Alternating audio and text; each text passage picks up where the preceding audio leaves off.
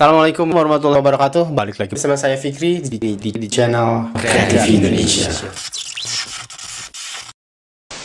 Halo guys, bagaimana kabar kalian? Semoga selalu baik-baik saja. Semoga selalu dalam lindungan Allah Subhanahu wa taala dan semoga selalu dijauhi dari segala mara bahaya dan kesusahan serta segala penyakit. Amin ya rabbal alamin. Dan jangan lupa guys untuk selalu bersyukur atas apa yang telah Allah berikan pada kita selama ini. Baiklah guys, kali ini kita akan kembali mereaksi sebuah video yang dicadangkan oleh kalian semua. Dan kali ini ada sebuah video dari Detektif Matt Dispatch. Judulnya Meninggal di Rumah Flat, Kisah Jutawan Mewakafkan Seluruh Harta Demi Rakyat Malaysia. Wow, menarik sekali nih guys. Ini apakah termasuk salah satu tokoh politik atau pejabat di Malaysia guys? Saya nggak tahu.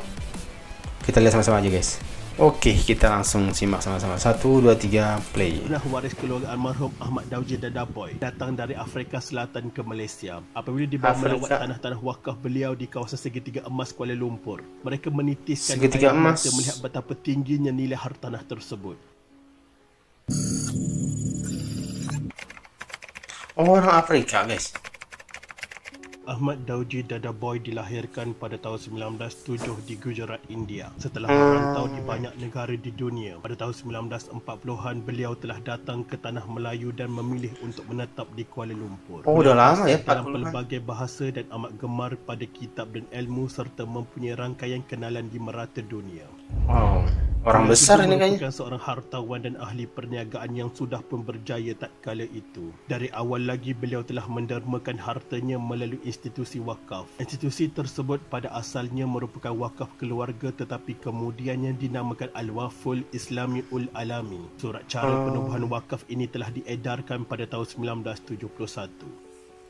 Selepas Perang Dunia Kedua, tanah ini merupakan kawasan banglo mewah. Dengan peredaran zaman, corak pembangunan di sekitar bertukar menjadi menara pejabat. Hotel dan kawasan ini menjadi terkenal sebagai Segitiga Emas Kuala Lumpur. Oh, di sini Segitiga Emas. Dengan penampilan serta gaya hidup yang sederhana, kediaman beliau sehingga akhir hayat hanyalah sebuah flat di Jalan Masjid India yang dipenuhi kitab-kitab serta majalah. Tiada siapa yang tahu warga tua yang sering kelihatan di warung-warung persekitaran Kuala Lumpur ini merupakan seorang dermawan yang murah hati. Beliau seorang yang gemar membaca semasa hidup beliau. Sebanyak 1077 buah kitab koleksi milik Allahyarham direkodkan. Buku yang menjadi koleksi beliau meliputi pelbagai bidang antaranya kenegaraan, ketamadunan, sejarah, bahasa, geologi, perubatan politik dan pertanian. Ketelitian beliau dalam membaca dapat dilihat menerusi catatan tangan di dalam buku-buku tersebut. Turut dijumpai dalam buku-buku tersebut beberapa keping gambar lama yang menunjukkan peristiwa banjir besar yang melanda Kuala Lumpur pada tahun 1971. Oh, pernah banjir besar juga. Majlis Agama Islam Wilayah Persekutuan melalui bahagian Baitul Mal memindahkan buku-buku tersebut ke sebuah galeri yang telah diubah sesuai di aras 35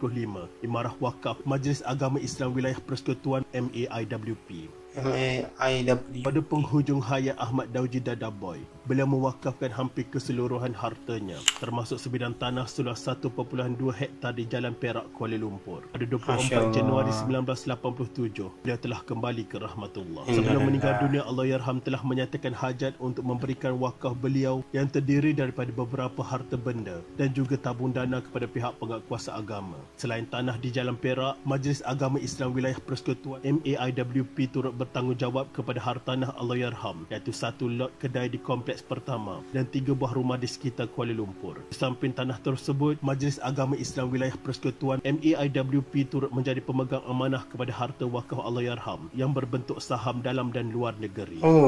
Pada 18 September 1991, Mahkamah Tinggi Kuala Lumpur telah mengisytiharkan bahawa Majlis Agama Islam Wilayah Persekutuan MAIWP Kuala Lumpur adalah pemegang amanah almarhum memandangkan beliau tidak mempunyai waris serta bagi memenuhi wasiat beliau. Fatwa Wilayah Persekutuan yang dikeluarkan menyatakan Ahmad Daudi Dadaboy telah mewujudkan satu wakaf di sisi agama Islam. Ini berdasarkan kepada lafaz yang dibuat dalam surat Ikatan Pengisytiharan Wakaf dan pengakuan bertulis saksinya Said Mustafa bin Said Wazir.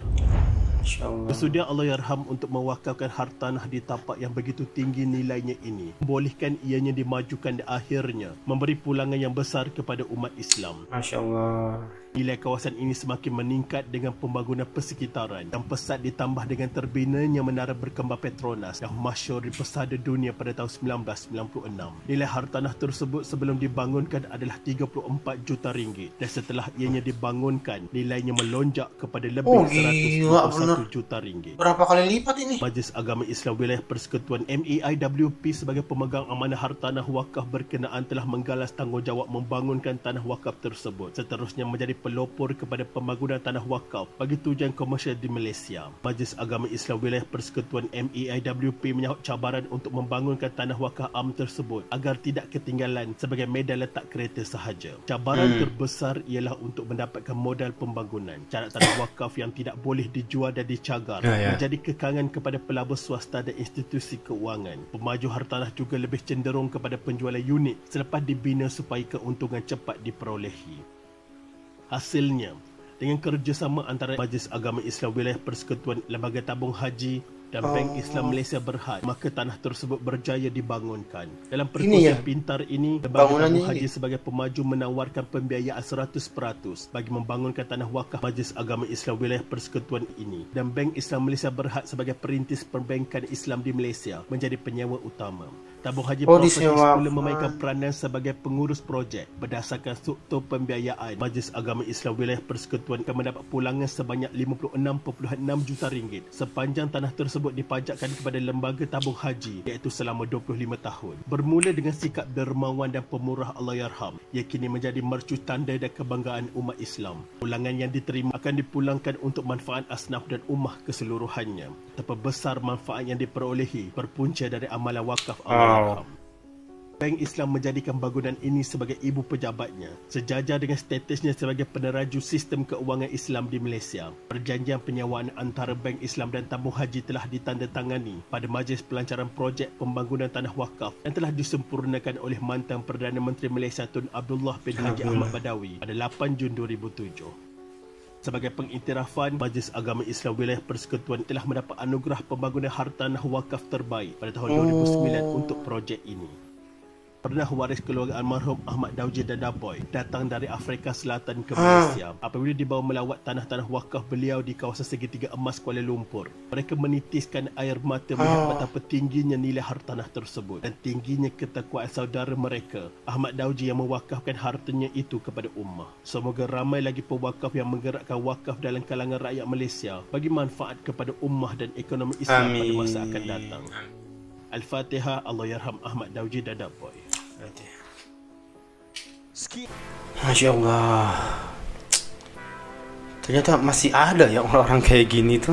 Saya mengira kita hanya bisa mendengar, kita hanya bisa membaca kisah-kisah seperti ini tuh di hadis, di sejarah Islam, di mana para sahabat Nabi berlomba-lomba dalam membelanjakan harta mereka di jalan Allah gitu. Siapa yang terkenal? Abdurrahman bin Auf, orang yang paling kaya di zaman Rasulullah, yang berjihad dengan hartanya. Siapa yang terkenal? Utsman bin Affan, Tolhah bin Ubaidillah, dan banyak ya beberapa sahabat Nabi yang kaya itu mereka benar-benar berniaga dengan Allah di situ. Dan saya kira kita hanya bisa menyaksikan kisah-kisah itu di zaman dulu gitu. Ternyata di zaman yang tak jauh dari kita masih ada orang-orang mulia seperti itu, guys.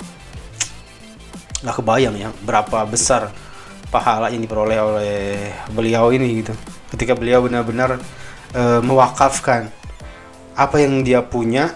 Dia paham betul, guys, bahwa harta ini titipan, harta ini tidak bisa dibawa mati oleh beliau.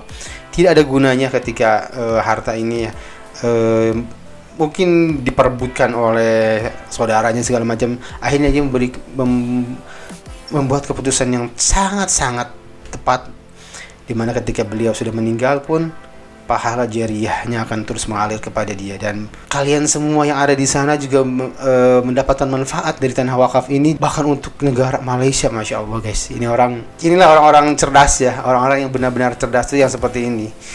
Memang hobinya membaca buku yang ya cerdas lah. Dia hidup bukan untuk hari ini, dia hidup adalah untuk kampung akhirat. Jadi ia benar-benar membawa bekal yang banyak yang bisa ia ambil, yang bisa ia dapatkan di kampung akhirat nanti dengan apa yang ia miliki, dengan yaitu dengan kekayaannya gitu guys. Masya Allah.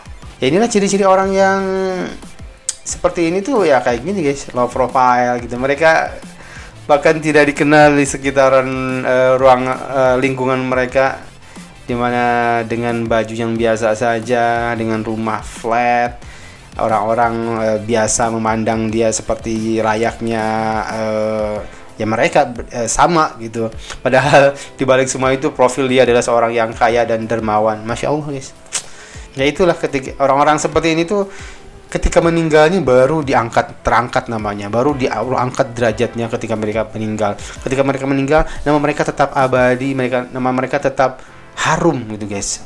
Inilah rahasia Allah, inilah rahasia yang benar-benar yang kita bisa mengambil pelajaran dari orang yang sudah meninggal ini. Kita bisa mengambil hikmah, kita bisa mengambil contoh yang baik dari beliau ini gitu guys. Dan Masya Allah, mudah-mudahan beliau ditempatkan di sisi orang-orang yang beriman di sisi Allah dan mendapatkan pahala yang banyak atas apa yang telah beliau lakukan semasa hidupnya, dan juga harta beliau yang ia jalankan di jalan Allah.